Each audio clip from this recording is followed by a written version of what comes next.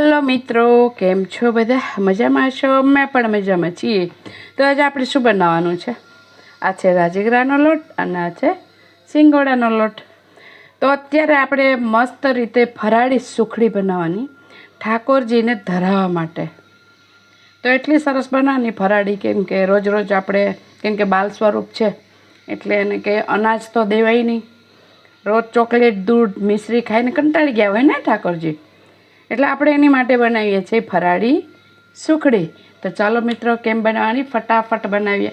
આપણે ઘી મૂકી દીધું તો મસ્ત રીતે ગરમ. જો એક વાટકી નાખ્યું છે આપણે રાજગરાનો લોટ અને 4-5 ચમચી નાખી છે સિંગોડાનો લોટ. અને આપણે મસ્ત રીતે આને બદામી કલરનો શેકી લેવાનો. લોટ તો ઝીણો છે મિત્રો, પણ આપણે કેવો બનાવવાનો છે? કણીદાર, સુપર. તો ચાલો મસ્ત રીતે આપણે શેકી લઈએ. બરાબર. જો મિત્ર, આટલો રીતે આપણે ઘી અંદર નાખવાનું છે.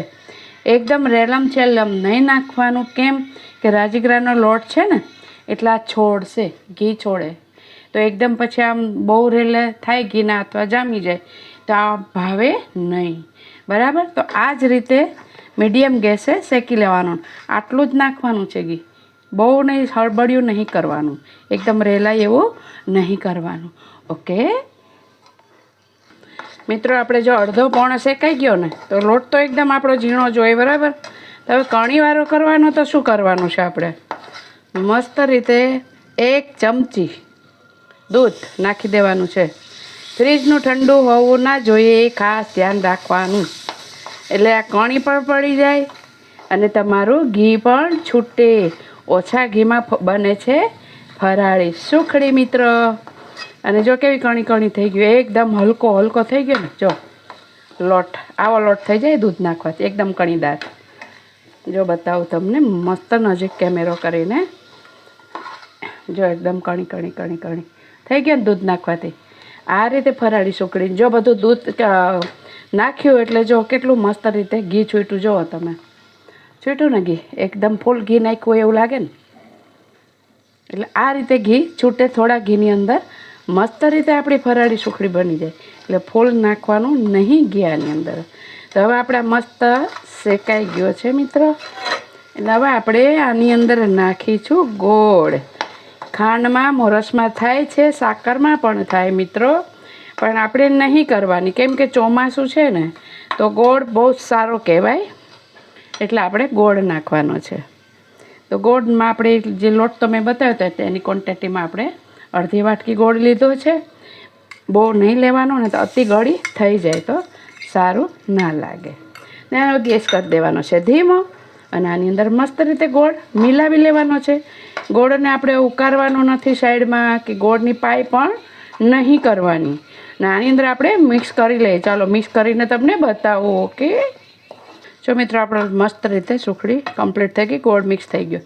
તો હવે એની અંદર આપણે શું નાખીશું મિત્રો? 1 ચપટી નાખીશું સૂંઠ. પછી નાખીશું આપણે જાયફળ, ઇલાયચી, કોપરાનું છીણ. આ બધું 1 ચમચી છે. અને 1 ચમચી બદામ. હવે આ ઠાકોરજી માટે આપણે તૈયાર કર્યું. આ ઠાકોરજી ખાઈ કેટલા ખુશ થઈ જાય. બાલ સ્વરૂપ માટે આપણે કર્યું છે. એનો અનાજ આપણે ધરાવાય નહીં મિત્ર. એટલે હવે છે ને આપણે આને થાળીમાં મસ્ત ઢાળી અને આપણે મસ્ત ચકતા પાડી લઈએ. તમારે નાની નાની લાડુડી વાળવી હોય ને તો પણ થાય, પણ આપણે મસ્ત ચકતા પાડીશું.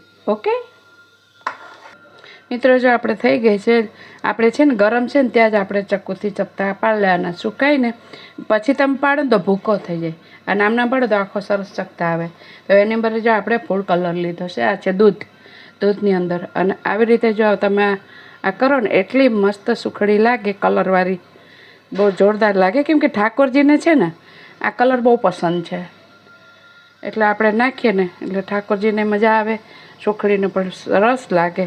જો તમને મસ્ત નીચે વિડીયામાં નજીકથી બતાવું. જો તમને આવી રીતે આમ ચાટી દેવાનું.